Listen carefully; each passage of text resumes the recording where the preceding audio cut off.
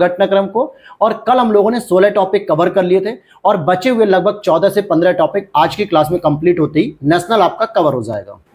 कल की last class में हम लोगों ने पढ़ा था कि भारत विश्व का तीसरा सबसे बड़ा सौर ऊर्जा उत्पादक देश बन गया है और उसमें जो भी एग्जाम ओरिएंटेड जो इंपॉर्टेंट पॉइंट थे वो भी हमने डिस्कस किया था। क्योंकि यहाँ पे एक फायदा हो जाता है कि पूरी बुक में जो अननेसेसरी पार्ट दिया होता है, जो कहानी के तौर पे दिया होता है, जो आपको एग्जाम में पूछा नहीं जाता लेकिन फिर भी आप उसे न चाहते हुए पूरा पढ़ते हैं, अंडरलाइन करते हैं, सारी चीजें पढ़ते हैं, जिससे समय ज्यादा लगता है। और यहाँ पे नोट्स के माध्यम से, क्लासेस के माध्यम से मैक्सिमम 10 से 12 क्लासेस होंगी, पूरे नोट्स आपके कवर हो जाएंगे और क्लास आपकी 40 to 45 मिनट की रहेगी।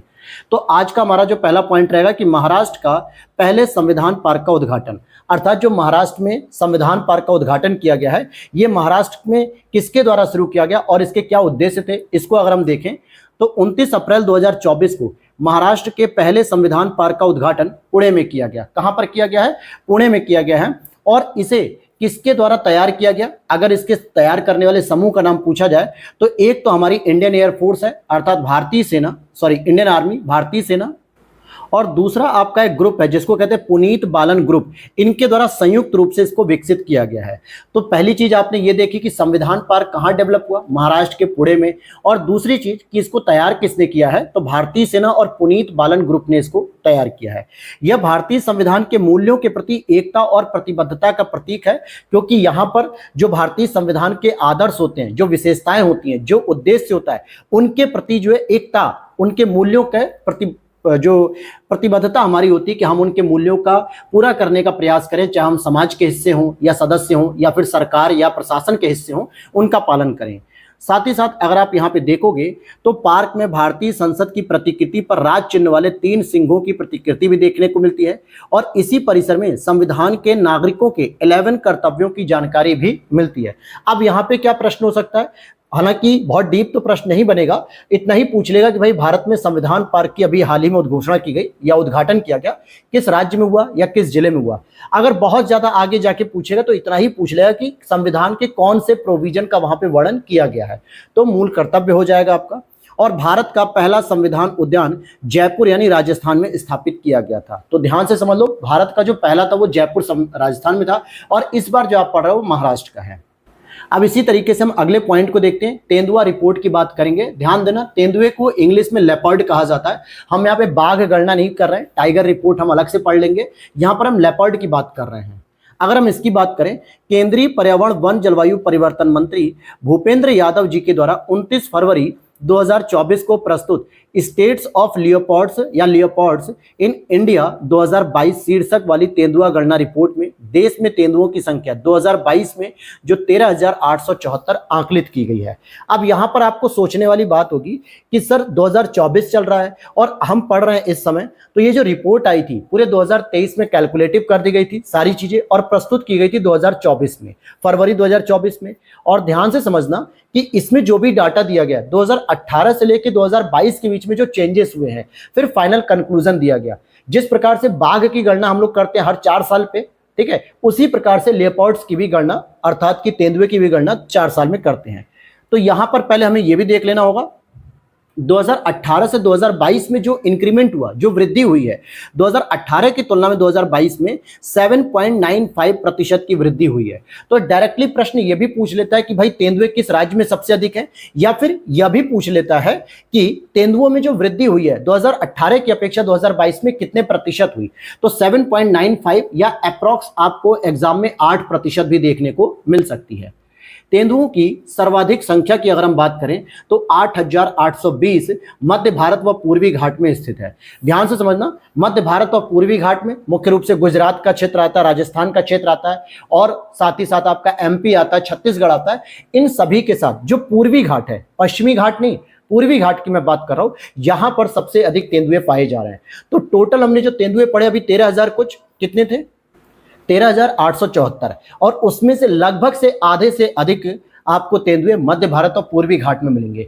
तो इससे भी ज्यादा एक इंपॉर्टेंट अगला पॉइंट रहेगा कि 2022 में जो राज्यों के अकॉर्डिंग किसकी जनसंख्या कहां पर अधिक, तो अगर इसे आप देखोगे तो एमपी के अंतर्गत 3907 सबसे अधिक तेंदुए देखने को मिले। दूसरा महाराष्ट्र होगा जहां पे 1985 देखने को मिलेंगे, और तीसरा आपका कर्नाटक होगा जहां पे 1879 देखने को मिलेंगे। चौथा आपका तमिलनाडु हो जाएगा 1070। और अगर हम यूपी के सापेक्ष बात कर ले, हालांकि यूपी 5 नंबर पे नहीं है, लेकिन फिर भी यूपी में तेंदुओं की संख्या कितनी है? 371। अब यहां पे याद करो जरा, बाघों की संख्या की अगर हम बात करेंगे तो बाघ हमारे यूपी में कितने थे? पहले 171 थे, जो 205 हो गए थे बढ़ के, अभी 2022 की जो रिपोर्ट आई थी। ठीक है, तो यहां पर बाघ यानी टाइगर तो होगा 205, लेकिन हमारे यहां जो लेपर्ड्स थे अर्थात जो तेंदुए थे वो यूपी में 371 हैं। और एमपी में सबसे अधिक तेंदुए हैं और सबसे अधिक ही बाघ भी है, 784 के आसपास बाघ पाए गए थे एमपी में, जो वृद्धि हो गई थी। तो इस तरीके से आप देखोगे कि मध्य प्रदेश आपका बाघ और तेंदुए दोनों की संख्या में सर्वाधिक है। इतनी बात समझ में आ गई। अब अगले पॉइंट की ओर देख लेते हैं। नेक्स्ट है आपका सेला सुरंग को इंटरनेशनल बुक ऑफ ऑनर द्वारा भारत की सबसे ऊंची सुरंग के रूप में मान्यता दी गई है। जो सेला सुरंग है जो कहां बनाई गई है? अरुणाचल प्रदेश में बनाई गई है, और इसको विश्व की भारत की सबसे ऊंची सुरंग का दर्जा मिल चुका है और इसको इंटरनेशनल बुक ऑफ ऑनर के नाम से जाना जाता है। तो क्या है ये सुरंग, कहां पर स्थित है, किसने बनाया और ये पुरस्कार क्या है? ये 4 फैक्टर यहां से निकल कर आते हैं जो आपको इस घटनाक्रम के बारे में पता होना चाहिए। सेला सुरंग जिसका निर्माण सीमा सड़क संगठन अर्थात की BRO बॉर्डर रोड ऑर्गेनाइजेशन के द्वारा समुद्र तल से 13,000 की फीट से अधिक ऊंचाई पर किया गया। जो हमारे भारत का जो कोई भी स्थल खंड की ऊंचाई जब मेजरमेंट की जाती है तो समुद्र तल से की जाती है। कमेंट सेक्शन में बताना कि समुद्र तल से कौन से पॉइंट को लोकेशन किया जाता है जहां से हम समुद्र तल की हाइट को मेजर करते हैं। हिंट दे देता हूं, विशाखापट्टनम पोर्ट है, चेन्नई पोर्ट है, इतना मैंने आपको हिंट दे दिया। जैसे जितने भी रेलवे स्टेशन देखते हो तो उन पे नाम लिखा होता है हिंदी में, इंग्लिश में, उर्दू में, और नीचे एक कोने में लिखा होता है समुद्र तल से ऊंचाई। तो ये चीज आपको बतानी है। तो यहां पे आपने देखा कि सेला सुरंग का निर्माण किसने किया? BRO बॉर्डर रोड ऑर्गेनाइजेशन के द्वारा या सड़क संगठन जो होता है सीमा सड़क संगठन, और 13,000 फीट की ऊंचाई पे किया है। मई 2024 में इंग्लैंड की इंटरनेशनल बुक ऑफ ऑनर द्वारा आधिकारिक रूप से भारत की सबसे ऊंची सुरंग के रूप में इसे मान्यता मिल चुकी है। तो ये पुरस्कार कहां का है? इंग्लैंड का है, इंटरनेशनल बुक ऑफ ऑनर। फिर और आगे देख लेते हैं हम इसके बारे में अगर बात करते हैं तो यहाँ पे मोदी जी के द्वारा 9 मार्च 2024 को सेला सुरंग का उद्घाटन कर दिया गया, और यह अरुणाचल प्रदेश में बालीपारा चारिंद आर तवांग सड़क पर सेला दर्रे के माध्यम से तवांग तक सभी मौसम में कनेक्टिविटी प्रदान करती है। तवांग कहाँ पे है? जो अरुणाचल प्रदेश का सबसे उत्तरी हिस्सा माना जाता है, जो वहां पे तवांग एक जिला भी है जहां से डायरेक्टली आपकी चाइना तिब्बत की सीमा कनेक्ट होती है। तो ये सबसे उत्तरी हिस्सा माना जाता है, और यहीं से आप इस सेला दर्रे के माध्यम से तवांग तक सभी मौसम में, चाहे वो आपका सर्दी हो, बरसात हो, सूखा हो, गर्मी हो, कोई भी मौसम हो, आपको यहां से सुरंगों से कनेक्टिविटी मिल जाएगी और आप सुरंग के माध्यम से तवांग जिले तक पहुंच सकते हैं। तो ये सेला सुरंग के बारे में करंट अफेयर्स था। अब होता क्या है कि आप जब पूरी किताब पढ़ रहे होते हो घटनासार को, वहां पे बहुत सारी चीजें डिटेल से दी होती हैं, जहां पे बहुत सारे पॉइंट्स अननेसेसरी होते हैं जो एग्जाम में नहीं पूछे जाते हैं, तो उनको भी आपको पढ़ना पड़ता है। फिर आप अंडरलाइन कर लेते हो, फिर जब रिवीजन करते हो, तीसरी बार रिवीजन करते हो, तो न चाहते हुए भी आपकी नजर उन लाइनों पे पड़ती है जो एग्जाम के लिए कोई पॉइंट ऑफ व्यू से इंपॉर्टेंट नहीं है, और इस वजह से आपकी मैगजीन का रिवीजन जल्दी नहीं हो पाता। जबकि हमारी टीम ने क्या किया, टोटल 21x2 अर्थात 21 दूना 42 पेजेस में आपकी 4 सेगमेंट कंप्लीट कर दिए, नेशनल, इंटरनेशनल, इकोनॉमी और यूपी, और जो बचा हुआ पार्ट है वो सेकंड पार्ट में जल्दी आपको अगले 4 से 5 दिन में देखने को मिल जाएगा। चलिए अगले पॉइंट की ओर आते हैं। पॉइंट नंबर 20 है कि मराठाओं के 12 किले यूनेस्को की विश्व धरोहर सूची के लिए नामांकित किए हैं। अभी यूनेस्को के द्वारा प्रमाणन नहीं दिया गया, सर्टिफाइड नहीं किया गया, लेकिन इंडिया गवर्नमेंट के द्वारा या इंडियन गवर्नमेंट ने यूनेस्को में जो मराठाओं के जो 12 किले थे उनको नॉमिनेट किया है कि आप इसे भी विश्व की धरोहर में शामिल कीजिए। तो बात कर लेते हैं, ये वही 12 मराठे किले जो शिवाजी के द्वारा भी जो है कि स्थापित किए गए थे। चलिए डिस्कस कर लेते हैं डिटेल से। तो यहाँ पर अगर आप पढ़ेंगे कि भारत ने 2024-25 के लिए यूनेस्को की विश्व विरासत सूची में शामिल मराठा सैन्य परिदृश्य को शामिल किया। मराठा सैन्य परिदृश्य का ही हिस्सा होता है 12 किले की जो व्यवस्था की जाती है, क्योंकि ये जो 12 किले थे अर्थात जो 12 दुर्ग थे, ये मराठा साम्राज्य को बहुत बड़ी मात्रा में सुरक्षा प्रदान करते थे, और कहीं ना कहीं उनके सैन्य परिदृश्य को प्रदर्शित करता था कि उनकी सेना की व्यवस्था किस तरीके से थी कि मराठा साम्राज्य को पूरा सुरक्षित किया जा सका था। क्योंकि हर वर्ष क्या होता है कि भारत सरकार के द्वारा द्वारा यूनेस्को के पास एक लिस्ट भेजी जाती है कि इस बार आप हमारे इंडियन के अंतर्गत, भारत की अंतर्गत ये विश्व धरोहर में आप शामिल कर सकते हो। जैसे इससे पहले अगर आप देखोगे तो विश्व भारती शांति निकेतन को भी शामिल किया गया है, होयसलेश्वर के मंदिर समूहों को शामिल किया गया कर्नाटक के। तो हर साल इसमें एक लिस्ट भेजी जाती है। इस बार हमने मराठाओं के लिस्ट को भेजा है। नामांकन के जो 12 घटक महाराष्ट्र में हैं वो कौन कौन से किले हैं, जरा इनको नाम याद कर लो। हालांकि इतना इंपॉर्टेंट नहीं रहेगा, लेकिन फिर भी अगर पता रहना चाहिए। हो सकता है कोई 4 ऑप्शन यूज करके पूछ ले कौन कौन से हैं कौन से नहीं। जैसे सलेहर का किला, शिवनेरी किला, लोहागढ़ किला, खंडेरी किला, रायगढ़ किला, राजगढ़ किला, प्रतापगढ़, स्वर्ण दुर्ग, पनहाला, विजय दुर्ग और सिंधु दुर्ग तथा तमिलनाडु में जिंजी किला शामिल है। ध्यान से समझना कि महाराष्ट्र में जो टोटल 11 किले हैं वो कौन से हैं? सलेहर, शिवनेरी, लोहागढ़, खंडेरी, रायगढ़, राजगढ़, प्रतापगढ़, स्वर्ण दुर्ग, पनहाला, विजय दुर्ग और सिंधु दुर्ग। और जबकि तमिलनाडु में एक किला ऐसा है जिसका नाम है जिंजी किला, और जिंजी किला बहुत ही फेमस किला माना जाता है मराठा साम्राज्य में। तो हो सकता है कि केवल ये 3 ऑप्शन उठा के और एक जिंजी किला रख के पूछ लेगा कि मराठा साम्राज्य में जिंजी किला किस जिले के अंतर्गत है, मतलब किस राज्य में है, या ऑप्शन दे देगा कि तमिलनाडु में कौन सा किला इसमें स्थित है। फिर आगे देखते हैं मराठा सैन्य प्रदर्शन या मराठा सैन्य परिदृश्य जो 17वीं और 19वीं शताब्दी के बीच विकसित हुआ, यानी कि 17वीं शताब्दी से लेकर 19वीं शताब्दी के बीच में इसका विकास हुआ।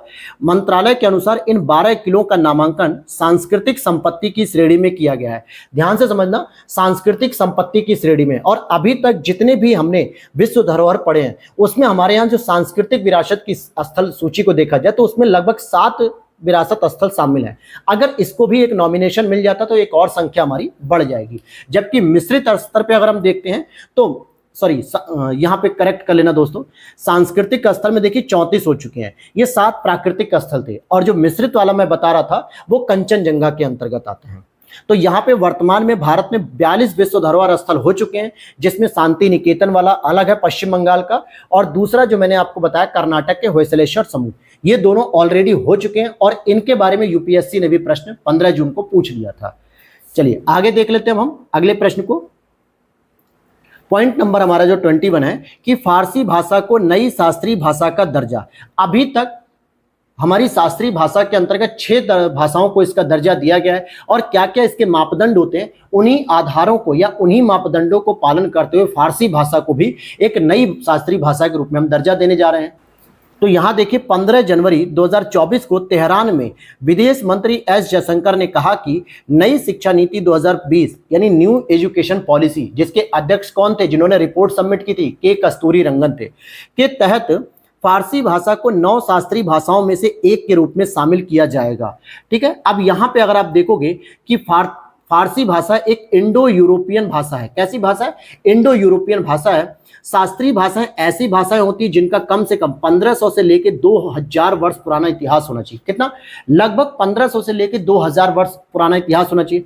और संविधान के अनुसूची 8 में वर्णित 6 भाषाओं को शास्त्रीय भाषा का दर्जा ऑलरेडी दिया जा चुका है। जैसे अगर आप देखोगे यहाँ पे कि 2004 में तमिल भाषा को सबसे पहले भारत में शास्त्रीय भाषा का दर्जा दिया गया था। 2004 में सबसे पहले किसको दिया गया? तमिल भाषा को शास्त्रीय भाषा का दर्जा दिया गया, क्योंकि ऐसा माना जाता है कि जो तमिल भाषा के जो साहित्य हैं उनकी अपनी एक मौलिक कृति है, अपनी एक मौलिक भाषा है, उन्होंने किसी भी जगह से कोई उधार नहीं लिया है। दूसरा, 1.5-2 हजार साल से पुरानी ये सभ्यता है जिसको आज भी बरकरार रखा गया इसकी भाषा को। ठीक इसी चीज को मान्यता प्राप्त करते हुए 2005 में संस्कृत भाषा का शामिल किया गया शास्त्रीय में, 2008 में कन्नड़ और तेलुगु को शामिल किया गया, और 2013 में मलयालम को, और 2014 में उड़िया भाषा को शामिल किया गया है। और इसके अलावा अगर आप देखोगे 3 और भाषाओं के लिए हम चर्चा कर रहे हैं, इसीलिए मैंने स्टार्टिंग में आपको बताया था कि 9 शास्त्रीय भाषाओं की बात हो रही है। राष्ट्रीय शिक्षा नीति 2020 के अनुसार 6 शास्त्रीय भाषाओं के अलावा पाली, फारसी, प्राकृत को भी शास्त्रीय भाषा का दर्जा दिया गया। ठीक है, तो यहां पर यह कोशिश की जा रही थी। तो इन तीनों भाषाओं का नाम जरा याद रख लेना। अब अगले प्रश्न की ओर देखें या अगले पॉइंट की ओर देखते हैं। अगर हम लोग देखिए, अगर मैं वर्ड यूज कर रहा हूं अगला प्रश्न, तो इसका मतलब है कि वो एक अगला पॉइंट है हमारा जो करंट अफेयर्स के अंतर्गत हमें डिस्कस करना है। जैसे उच्च शिक्षा पर अखिल भारतीय सर्वेक्षण, ठीक है, इसकी अगर हम बात करते हैं जो 2021-22 की समरी या 2021-22 की रिपोर्ट प्रेजेंट की गई है। शिक्षा मंत्रालय ने 2021-22 के लिए उच्च शिक्षा पर नवीनतम अखिल भारतीय सर्वेक्षण जनवरी 2024 में जारी किया। कब का डाटा कलेक्ट किया गया? 2021-22 का कलेक्ट किया गया। एजुकेशन मिनिस्टर ने इसको शुरू किया, यानी कि एजुकेशन मिनिस्ट्री ने, और जनवरी 2024 में जारी किया गया। किस नाम से जारी किया गया? तो अखिल भारतीय सर्वेक्षण, ठीक है, अखिल भारतीय सर्वेक्षण के नाम से, जिसमें भारत के सभी उच्च शिक्षा संस्थानों को शामिल किया गया है, अर्थात ऑल हायर एजुकेशन। अच्छा, हायर एजुकेशन किसे कहते हैं? जहां पर आपकी graduation, post graduation, doctorate, PhD, इन सभी की पढ़ाई कंप्लीट होती है। फिर ग्रेजुएशन में आप चाहे बीटेक करिए, चाहे बीए करिए, चाहे बीबीए करिए, बीएससी करिए, बीकॉम करिए, कुछ भी आप कर सकते हो। जहां पे मास्टर कोर्स होते हैं, यानी कि मास्टर डिग्री जो मिलती है, पोस्ट ग्रेजुएट जिसको हम कहते हैं, एमटेक करिए, एमए, एमएससी, एमकॉम, एमबीए, ये सभी कर सकते हो। या फिर वहां पे डॉक्टरेट की डिग्री भी मिलती है, जैसे पीएचडी हो गया, एमफिल हो गया। तो ये सभी एजुकेशन जहां पर मिलती है उसे हम उच्च शिक्षा संस्थान या हायर एजुकेशन कहते हैं। और इस रिपोर्ट में हमने सभी हायर एजुकेशन को शामिल किया गया है, और इसकी जो फुल फॉर्म है all India survey on higher education का आयोजन 2011 से प्रतिवर्ष किया जा रहा है। अर्थात 2011 से ही इसका प्रतिवर्ष आयोजन किया जा रहा है, और इस बार भी इसका आयोजन किया गया है। तो यहां पर अगर हम देखते हैं तो क्या क्या डाटा हमारे सामने आता है, तो उसमें जो सबसे इंपॉर्टेंट है कि उच्च शिक्षा में कुल नामांकन 2021-22 में लगभग 4.33 करोड़, जो कि 28.4% तक हो गया है। कितना हो गया दोस्तों? 28.4% तक हो चुका है। फिर आगे देखते हैं सकल नामांकन अनुपात, यानी कि ग्रॉस, ठीक है, यहां पे अगर देखोगे ये ग्रॉस एनरोलमेंट रेशियो या उच्च शिक्षा में नामांकित 18 से 23 आयु वर्ग का जो प्रतिशत है वो 28.4% हो गया, क्योंकि माना जाता है कि 18 से लेकर 23 वर्ष के बीच का बच्चा ग्रेजुएशन और पोस्ट ग्रेजुएशन हायर एजुकेशन में कंप्लीट कर चुका होता है। तो इनका रेशियो अब लगातार बढ़ रहा है, तो इतना नामांकन हमारे यहाँ है। तो यहाँ पे अब हम अगले पॉइंट की ओर चलेंगे कि मुंबई में ट्रांस हार्बर लिंक या अटल सेतु का उद्घाटन, ये बहुत चर्चा में रहा है दोस्तों, बहुत ही ज्यादा। यहाँ से उम्मीद है कि इस बार यूपीपीसीएस और आरओ दोनों में एक प्रश्न आने की संभावना है। तो याद रख लेते हैं क्या क्या चीजें इसमें है। देखिए, 12 जनवरी 2024 को प्रधानमंत्री नरेंद्र मोदी जी के द्वारा Mumbai trans harbour link, MTHL इसे कहेंगे, क्या कहेंगे, मुंबई ट्रांस हार्बर लिंक का उद्घाटन किया गया, और इसे आधिकारिक तौर पर अटल सेतु नहावा सुआ लिंक के रूप में जाना जाता है, जो देश में समुद्र पर बना सबसे लंबा सेतु पुल है। किस पर बना है पहले तो ये आप जान लो, सबसे लंबा पुल है और ये समुद्र पर बना हुआ है, और इसका क्या नाम दिया गया? अटल बिहारी वाजपेयी जी के नाम पे अटल सेतु नहावा सुआ लिंक के नाम से इसको जाना जाता है। मुंबई को नवी मुंबई से जोड़ने वाला यह हार्बर लिंक लगभग 22 किलोमीटर का एक विशाल समुद्री पुल है। तो पहली चीज ये ध्यान रखना कि ये किसको जोड़ रहा है? मुंबई से नवी मुंबई को जोड़ रहा है। और दूसरी बात, कितने किलोमीटर का? लगभग 22 किलोमीटर का, और समुद्री पुल है पूरी तरीके से। अब इसमें और भी नई बातें जान लो। तो यहाँ पे जो जानने वाली बात है कि अटल सेतु भारत का सबसे लंबा पुल होने के साथ दूसरा लंबा समुद्री पुल है। दूसरा लंबा समुद्री पुल है, सॉरी, दूसरा नहीं है, ये तो पहला ही है, क्योंकि सबसे लंबा पुल यही है। यहां लिखा है कि अटल सेतु भारत का सबसे लंबा पुल होने के साथ साथ लंबा समुद्री पुल भी हो चुका है, और यह लगभग 21.8 किलोमीटर, जिसे हम लोग 22 किलोमीटर कह सकते हैं, 6 लेन वाला पुल है, जिसकी समुद्र के ऊपर जो कुल लंबाई है वो है 16.5 किलोमीटर, और जमीन पर जो लंबाई है 5.5 किलोमीटर। जैसे आप किसी नदी के ऊपर जब पुल को देखते हो तो दोनों छोर क्या होते हैं? दोनों तरफ के वो स्थल खंड से जुड़े होते हैं, तभी तो स्थल खंड से होते हुए हम समुद्र के ऊपर पुल पे चढ़ते हैं। तो ठीक इसी प्रकार से लगभग 5.5 किलोमीटर जमीन पर स्थित है दोनों तरफ का मिला के, और बीच में जो समुद्र वाला एरिया आता है वो लगभग 16.5 किलोमीटर का है, और 6 लेन का। ये याद रख लेना जरा अच्छे से। आगे बात करते हैं, इसका निर्माण 2018 में शुरू हुआ था, और इस परियोजना में जापान इंटरनेशनल कोऑपरेशन एजेंसी द्वारा वित्त पोषित किया गया था। तो यहां पर अगर आप देखोगे तो इसमें 3-4 बातें आपको अच्छे से याद रखनी है, साथ ही साथ 1-2 बातें और याद रख लो कि यह हार्बर लिंक वाहनों को रोकने या धीमा करने की आवश्यकता के बिना टोल एकत्र करने की ओपन रोड टोलिंग यानी ORT पद्धति को अपनाने वाली देश की पहली परियोजना बन गई है। इससे पहले क्या था कि कोई ऐसी पद्धति नहीं थी जो बिना वाहनों को रोके हुए जो है कि टोल कलेक्ट किए बिना आगे नहीं जाने देती थी। चाहे आप फास्टैग का यूज कर लो, फिर भी आपको 1 सेकंड, 10 सेकंड, 15 सेकंड अपनी गाड़ी के नंबर को स्कैन कराना होता था, और उसके बाद ही हम आगे बढ़ते थे, या पहले जो ऑफलाइन हम टोल व्यवस्था देते थे, टोल शुल्क। लेकिन इसमें ऐसा नहीं है। यहां पे क्या है कि धीमा करने की आवश्यकता के बिना ही, यानी कि गाड़ी लगातार चलती रहेगी और जगह जगह पे यहाँ पे कैमरे लगे हुए हैं, स्कैनिंग मशीन लगी हुई है और ये अपने आप ही आपका टोल काटते हुए चले जाएंगे। ठीक है। और इससे पूर्व असम में ब्रह्मपुत्र नदी पर डॉक्टर भूपेन हजारिका पुल का निर्माण किया गया था, जो देश का सबसे लंबा पुल माना जाता था। लगभग 9 किलोमीटर के आसपास इस पुल को माना जाता था, लेकिन अब जो है कि कौन सा हो गया, ये हो गया मुंबई टर्मिनल, जो हार्बर लिंक आपने पढ़ा, ये हो जाएगा। तो इसमें 3-4 बातें जो याद थी कि कौन से समय में इसका उद्घाटन किया गया, 2019 में हुआ 12 जनवरी को। इसकी आधारशिला कब रखी गई, 2018 में रखी गई। 6 लेन का लेन है और लगभग 22 किलोमीटर की इसकी लेंथ है। तो 2-3 बातें आप याद रख लेना। अगले पॉइंट की ओर चलते हैं। स्वच्छ सर्वेक्षण 2023 की एक रिपोर्ट आ चुकी है, जिसमें कहा जा रहा है कि राष्ट्रपति द्रौपदी मुर्मू जी के द्वारा 11 जनवरी 2024 को स्वच्छ सर्वेक्षण 2023 की रिपोर्ट जारी की गई है। तो इसमें कितने शहरों का मूल्यांकन किया गया, 4477, यानी कि 4477 शहरों का इसमें मूल्यांकन किया गया है। स्वच्छ सर्वेक्षण 2023 में 1 लाख से अधिक जनसंख्या श्रेणी में एमपी का इंदौर लगातार 7वीं बार भारत का सबसे स्वच्छ शहर घोषित हो गया। तो यहां पे बात ध्यान रखने वाली है कि कितने शहरों का मूल्यांकन हुआ, 4477 का। कब इसकी रिपोर्ट जारी की गई, 11 जनवरी 2024 को। साथ ही साथ 1 लाख से अधिक जनसंख्या में जो सबसे स्वच्छ शहर घोषित किया गया वो इंदौर है, और ये पहली दूसरी बार नहीं बल्कि 7वीं बार ये इंदौर इस बार स्वच्छ शहर घोषित किया गया। इस वर्ष इंदौर के साथ भी सूरत को भी यह शीर्ष स्थान मिला है, क्योंकि अभी तक क्या होता था, 6 बार तक लगातार इंदौर की मोनोपोली थी। एकमात्र वो ऐसा जिला बनता था जो सबसे स्वच्छ माना जाता था, परंतु इस बार इंदौर और सूरत दोनों को ही फर्स्ट रैंक दी गई है, संयुक्त रूप से दोनों को फर्स्ट रैंक दी गई है। और अगर हम बात करें 1 लाख से कम जनसंख्या की श्रेणी में, तो 1 लाख से कम जनसंख्या की श्रेणी में आपका सासवाड़ करके एक जगह होती है, जो जिला है सासवाड़ करके, जो महाराष्ट्र में है, ये पहले नंबर पे आता है। और पाटन आपके छत्तीसगढ़ में सेकंड नंबर पे आता है। लेकिन कौन सी लिस्ट में, 1 लाख से कम जनसंख्या की श्रेणी में। अब यहाँ पे बात करेंगे सबसे स्वच्छ छावनी की बात करें, अगर 1 लाख से कम की बात करेंगे तो महू कैंट जो होता है ये सबसे स्वच्छ छावनी है, और देवलाली कैंट जो कि महाराष्ट्र में है, ये आपकी दूसरे नंबर पे आती है। अब यहाँ पे गंगा शहरों की बात करें तो गंगा शहरों में यूपी के लगभग 4 शहरों ने धूम मचा रखी है, क्योंकि गंगा जो है कि यूपी, हरिद्वार मतलब उत्तराखंड, फिर बिहार, झारखंड, पश्चिम बंगाल होते 5 राज्यों से गुजरती है। लेकिन सबसे टॉप 5 में जो अवार्ड्स मिले हैं उसमें 4 जिले तो हमारे यूपी के ही हैं। देख लेते हैं कि 1 लाख से कम सबसे स्वच्छ गंगा शहर में, यहाँ पे थोड़ा सा करेक्शन कर लेना, ठीक है, जो लिखते समय थोड़ा ध्यान नहीं दिया गया है, क्योंकि यहाँ पर जो लिखा जा रहा था सबसे छावनी वाला, तो ये यहाँ पर भी लिख दिया गया। यहाँ पे 1 लाख से कम वाला कुछ भी नहीं है, ये 1 लाख से ज्यादा में ही जाएंगी, क्योंकि वाराणसी प्रयागराज में जनसंख्या 36 लाख तक है। ठीक है, तो बस आपको इतना याद रखना है कि सबसे स्वच्छ शहर में जो रैंकिंग 1, 2, 3, 4 किसे मिली है, तो फर्स्ट रैंक पे आपको वाराणसी देखने को मिलता है, सेकेंड रैंक पे आपको प्रयागराज देखने को मिलेगा, और इसके बाद थर्ड रैंक भी हमारे बिजनौर को मिल जाती है। जहां से कौन सी नदी प्रवेश करती है, जल्दी से बता दीजिए कमेंट सेक्शन में। तो यहां से आपकी राम गंगा भी प्रवेश करती है, और साथ ही साथ हमारी गंगा नदी भी बिजनौर से ही प्रवेश करती है। चौथे नंबर पे हमारा यूपी से रैंक हट गया, जिसमें उत्तराखंड को एक रैंकिंग मिलती है, हरिद्वार को।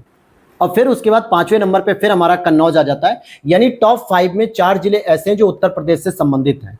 तो सबसे स्वच्छ गंगा शहर कौन सा हुआ, पहले नंबर पे वाराणसी, दूसरे पे प्रयागराज, तीसरे पे बिजनौर, और चौथे नंबर पे हरिद्वार हो जाता है, फिर 5वें नंबर पे कन्नौज हो जाता है।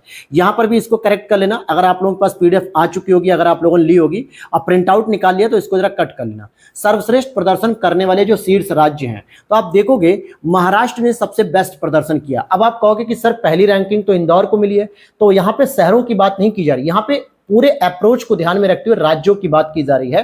तो राज्यों में महाराष्ट्र को शीर्ष रैंकिंग मिलेगी, दूसरे नंबर पे मध्य प्रदेश आता है, और तीसरे नंबर पे आपका छत्तीसगढ़ आता है। सबसे स्वच्छ राज्य का पुरस्कार इस बार महाराष्ट्र को मिला है। चंडीगढ़ को सफाई मित्र सुरक्षित शहर का पुरस्कार दिया गया। जो सफाई मित्र होते हैं आपके, जिन सुरक्षा प्रदान की जाती है, सारे सुरक्षा उपकरण दिए जाते हैं, जो वो आपके सीवेज वगैरह में या टैंक में उतर के सफाई करते हैं, तो इनको जो है कि सुरक्षा दी जाने के लिए जो टूल्स दिए जाते हैं, किट दिए जाते हैं, इस मामले में सफाई मित्र सुरक्षित शहर चंडीगढ़ को पुरस्कार दिया गया है। वहीं अगर आप देखोगे कि वाराणसी को सबसे स्वच्छ गंगा शहर का सम्मान मिल गया। नोएडा यूपी को 5 स्टार शहर के रूप में सम्मानित किया गया, जो नोएडा यूपी का है। सबसे स्वच्छ सर्वेक्षण 2024 के लिए स्वच्छ भारत मिशन गीत एक नया संकल्प संकल्प है, नया प्रकल्प है। यानी पहली बार ऐसा हुआ है कि स्वच्छ भारत मिशन को साकार करने के लिए या इसे और बेहतर निखारने के लिए, बेहतर करने के लिए इस बार इसके लिए गीत भी गाया गया जिसका नाम है नया संकल्प नया प्रकल्प। और इसके गायक कौन है? कैलाश खेर महोदय हैं। कौन है? कैलाश खेर। चलिए अगले पॉइंट की ओर चलते हैं, 25 नंबर वाले पॉइंट पे, कि भारत का पहला एक्सरे पोलरीमीटर उपग्रह सफलतापूर्वक लॉन्च हो चुका है। भारतीय अंतरिक्ष अनुसंधान संगठन इसरो ने 1 जनवरी 2024 को अपना पहला एक्सरे पोलरीमीटर उपग्रह एक्सपोसैट को सफलतापूर्वक प्रक्षेपित कर दिया। तो एक्सपोसैट किसने लॉन्च किया है? इसरो ने लॉन्च किया है, जो ब्लैक होल जैसी घटनाओं की जानकारी उपलब्ध कराएगा। यही इसका उद्देश्य है। तो ध्यान से समझ लो कि एक्सपोसैट किसके लिए काम किया जा रहा है? ब्लैक होल से संबंधित जो भी जानकारी है ब्लैक होल की घटनाओं के बारे में, वो हमें प्रोवाइड कराएगा। और इसे लॉन्च जो किया गया है PSLV C58, PSLV मतलब पोलर सैटेलाइट लॉन्च व्हीकल जिसे हम कहते हैं, जो हमारे इसरो का हॉर्स माना जाता है। यानी कि एक तरीके से इतना पावरफुल ये जो प्रक्षेपण यान है जो कभी भी असफल नहीं हुआ, या यूं कहें कि एक दो बार अगर असफल हुआ, बाकी हमेशा इसने हमें सकारात्मक रिजल्ट ही दिए हैं। एक्सपोसैट का उद्देश्य होगा कि अंतरिक्ष में तीव्र एक्सरे स्रोतों के ध्रुवीकरण की जांच करना। जो आपकी एक्सरेज होती हैं, x rays, gamma rays, y rays होती है ना, अल्फा रेज वगैरह, तो जो एक्स रेज है उनके स्रोतों के ध्रुवीकरण की जांच करना है। और इस उपग्रह के माध्यम से भारत USA के बाद ब्लैक होल और न्यूट्रॉन तारों के अध्ययन करने के लिए एक विशेष खगोल विज्ञान वेधशाला बनाने वाला दूसरा देश बन जाएगा दुनिया में। क्योंकि इससे पहले ब्लैक होल और न्यूट्रॉन तारे, जो कि पल्सर होते हैं, न्यूट्रॉन तारे होते हैं, तो इनकी रिसर्च के लिए अभी तक केवल नासा ही काम कर रहा था। लेकिन अगर ये देखा जाए तो अब भारत हमारा दूसरा देश बन गया।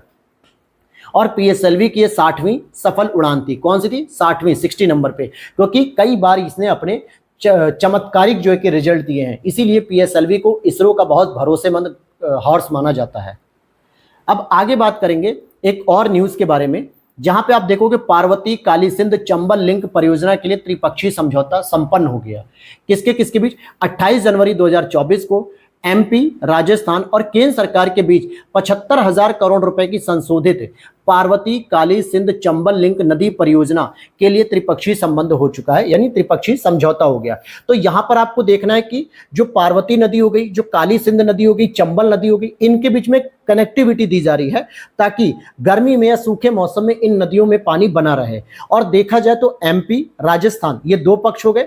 तीसरा पक्ष आपका केंद्र सरकार। अब आपसे क्या पूछेगा प्रश्न कंफ्यूज करके? पता है, आपको दे देगा कि 3 पक्षों में कौन कौन से राज्य शामिल है, MP, राजस्थान, उत्तर प्रदेश। आपको लगेगा कि चंबल यमुना की सहायक नदी है जो कि इटावा में आके मिल जाती है, तो जाहिर सी बात है कि यूपी भी इसमें शामिल होगा। बस यहीं पर आपसे एग्जामिनर गलती करवा लेगा। तो जो पॉइंट गलत हो सकते हैं जिन पॉइंट पे, वो भी मैं आपको बताते चल रहा हूं ताकि आप अपडेट रहना इस माइंडसेट से कि एग्जामिनर कहां आपको फंसा सकता है।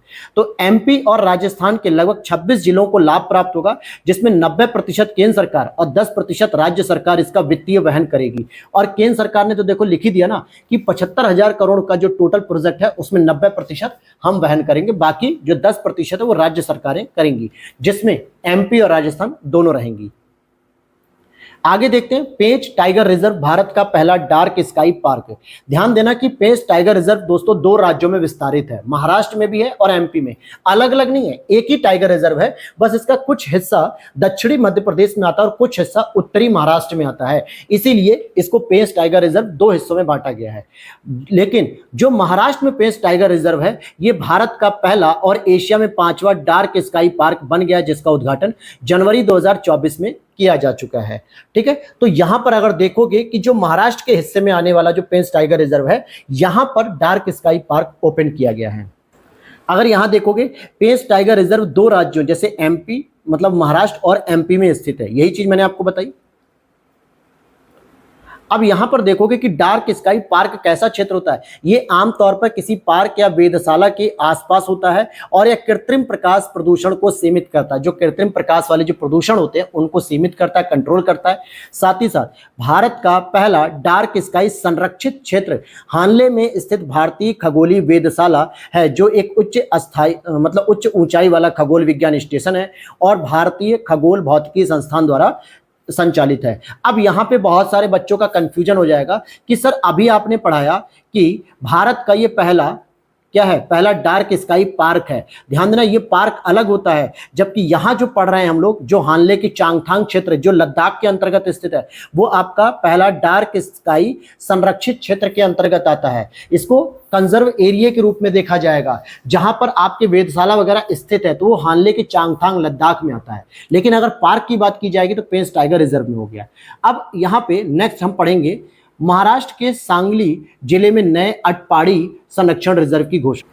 चलिए, यहां तक अगर हम लोग लगातार इस चीज को क्लास को कवर कर रहे हो आप मेरे साथ, तो वीडियो लाइक कर दिया करो दोस्तों, और अपने फ्रेंड्स के साथ भी अधिक से अधिक शेयर किया करो। और इसकी पीडीएफ जो आपको लग रहा होगा, क्योंकि देखो 90% स्टूडेंट ऐसे हैं जिनके पास इस समय ये किताब अवेलेबल है, घटनासार अर्धवार्षिकी, जो इस समय जुलाई फर्स्ट वीक या सेकंड वीक में आ गई थी। लेकिन अगर आप पूरी किताब पढ़ रहे होगे और अगर मेरी ये क्लास देख रहे हो नोट्स की, तो आपको डेफिनेटली इसमें डिफरेंस दिख रहा होगा कि हाँ, इसमें कितना बड़ा परिवर्तन देखने को मिला या कितना बड़ा जो है कि चेंजेस देखने को मिला है। जहां किताब में आप लाइन टू लाइन हर चीज पढ़ रहे हो, वहां पे एग्जाम के लिए जो इंपॉर्टेंट पॉइंट है वो सारी चीजें आपको केवल और केवल शॉर्ट नोट्स में मिल रही हैं। तो आप इसकी पीडीएफ को भी परचेस कर सकते हो वीडियो के नीचे दिए गए व्हाट्सएप नंबर से। अदरवाइज आप लगता है कि क्लास के साथ नोट्स बना सकते हो, तो वो भी एक बेस्ट ऑप्शन है। टॉपिक पे आते हैं, महाराष्ट्र के सांगली जिले में नए अटपाड़ी संरक्षण रिजर्व की घोषणा।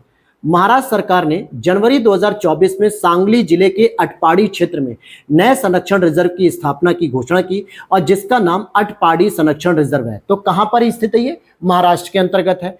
इसमें 3 प्रकार के वन क्षेत्र शामिल है, जैसे अर्ध सदाबहार वन, पर्णपाती वन और शुष्क पर्णपाती वन। तो अर्ध सदाबहार वन का मतलब हो गया जहां पे वर्षा लगभग 170 से 200 सेंटीमीटर के आसपास रहेगी, टेम्परेचर भी लगभग 18 से 22 डिग्री सेल्सियस के बीच में रहेगा। साथ ही साथ पर्णपाती वन भी होंगे जहां पे 150 से 200 के बीच में वर्षा देखने को मिलेगी, जहां पे पत्तियां गिर जाती हैं, और शुष्क पर्णपाती वन भी देखने को मिलेंगे। तो ये 3 प्रकार के क्षेत्र इसमें देखने को मिलेगी। और अटपाड़ी संरक्षण रिजर्व विभिन्न स्तनधारियों जैसे भेड़िया, सियार, हिरन, लोमड़ी, सीवेट, खरगोश और अन्य प्रजातियों के आवास को संरक्षित करना है। यही इसका मुख्य उद्देश्य है। तो पता है यहां से प्रश्न क्या बन जाएगा दोस्तों? सीधा एक प्रश्न बन जाएगा कि अभी हाल ही में अटपाड़ी संरक्षण रिजर्व जो है कि घोषित किया गया है, ये निम्नलिखित में से किस राज्य में है? महाराष्ट्र, कर्नाटक, तमिलनाडु, आंध्र प्रदेश। और आपको अटपाड़ी जैसा जो नाम है वो लगेगा भी कि साउथ इंडिया का नाम है, लेकिन साउथ इंडिया के 4 राज्य दिए ऑप्शन में। अगर 3 नॉर्थ इंडिया के देता तो हम एलिमिनेट कर सकते थे। तो यहां पर इस तरीके से सीधा प्रश्न बनेगा। क्वेश्चन नंबर या पॉइंट नंबर 29 देखते हैं। अंबेडकर जी की सबसे ऊंची प्रतिमा स्टैचू ऑफ सोशल जस्टिस का उद्घाटन आंध्र प्रदेश के सीएम जगन मोहन रेड्डी या जगमोहन रेड्डी भी आप कह सकते हो। वर्तमान में आंध्र प्रदेश के सीएम कौन है? जरा कमेंट सेक्शन बताना। चंद्रबाबू नायडू जी हैं या कोई और है? आपको याद है कि नहीं?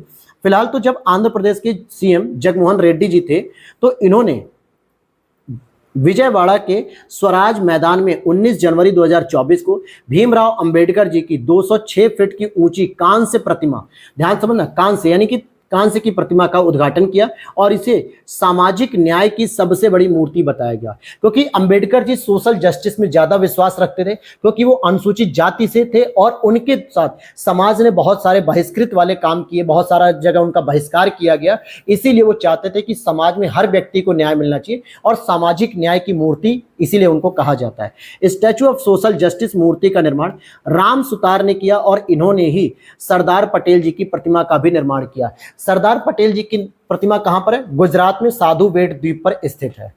अब यहाँ पे आज का हमारा करंट अफेयर्स के अंतर्गत लास्ट टॉपिक रहेगा, क्योंकि मैंने कल भी कहा था कि हमारी करंट अफेयर्स की क्लास 40 to 45 मिनट्स की रहेगी, क्योंकि 1-2 लोगों ने कमेंट किया कि सर इस क्लास को 1.5 घंटे के आसपास करके जल्दी कंप्लीट कर दीजिए।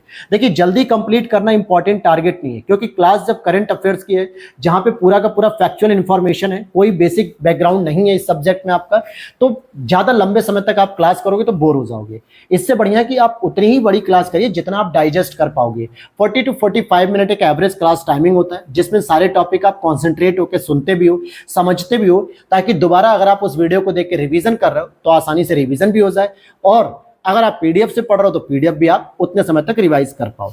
तो यहाँ पे भारत का पहला ग्राफीन केंद्र की बात की जा रही, ग्राफीन सेंटर। ग्राफीन क्या होता है? कार्बन का एक अपरूप होता है, जैसे फुलरिन होता है, ग्राफीन होता है, ग्रेफाइट होता है, तो उसी का एक रूप होता है।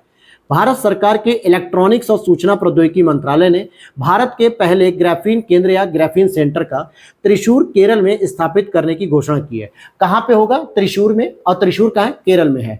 ग्राफीन कार्बन का एक अपरूपक है और साथ ही साथ ये विद्युत का एक अच्छा चालक का मतलब क्या हो गया? ये विद्युत का सुचालक भी हो गया।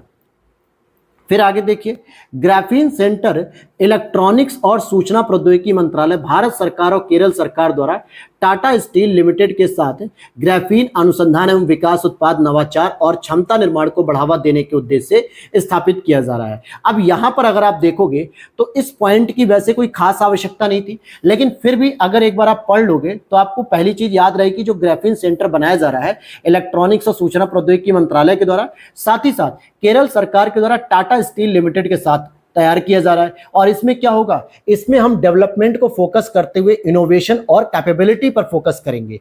और कहां पर स्थापित किया जा रहा है? त्रिशूर में। तो इसका सीधा प्रश्न क्या बनेगा यूपी पीसीएस में, आरओ में, कि अभी हाल ही में भारत के पहले ग्राफीन सेंटर को खोलने की घोषणा भारत सरकार के द्वारा की गई।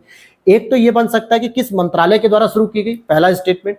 दूसरा हो सकता है कि किस राज्य में ओपन करने की बात की गई या किस जिले में ओपन करने की बात की गई। यहाँ पे दो स्टेटमेंट हो जाएंगे। अब पूछेगा कौन सा स्टेटमेंट सही है, कथन ए या कथन बी। तो यहां पर इस तरीके से प्रश्न बनेगा। तो ये हो गया आपका नेशनल करंट अफेयर्स कंप्लीट दोस्तों। जितने भी टॉपिक दिए हुए थे, एक दो टॉपिक हमने स्किप कर दिया है क्योंकि वो यूजलेस लग रहे थे। आप चाहे तो उसे आप पढ़ भी सकते हो अगर आपके पास किताब है। अदरवाइज देखिए, सारे पॉइंट अगर आप पढ़ने बैठ जाओगे तो फिर कोई मतलब नहीं रहेगा, किताब को ही रटना बेहतर होगा। नोट्स का मतलब होता है कि 95% टॉपिक आप कवर करिए, लेकिन उसको इस तरीके से कवर करें जिससे आपके एग्जाम में कोई भी पॉइंट छूटना नहीं चाहिए। एक दो टॉपिक ऐसे होते हैं जो बिल्कुल ही यूजलेस लगते हैं कि पुराने ट्रेंड को फॉलो नहीं कर रहे हैं प्रीवियस ईयर पेपर को, तो उसे छोड़ दिया जाता है। अगली क्लास आपको मिलेगी अंतर्राष्ट्रीय घटनाक्रम पर, जिसमें हम लोग बहुत सारे टॉपिक को कवर करेंगे। वीडियो अच्छी लगेगी तो लाइक कर देना और वीडियो के नीचे दिए गए टेलीग्राम चैनल को भी ज्वाइन कर लेना, क्योंकि वहां पर भी बहुत सारी अपडेट पीडीएफ वगैरह आपको मिलती रहती है। और इस करंट अफेयर्स की पीडीएफ घटनासार की आप हमारी टीम से कांटेक्ट करके ले सकते हैं। व्हाट्सएप पे मैसेज कर देना घटनासार करंट अफेयर्स के बारे में, तो वहां से आपको मेरी टीम सारी डिटेल दे देगी। तो मिलते हैं नेक्स्ट वीडियो में। Thanks for watching. जय हिंद दोस्तों, जय भारत।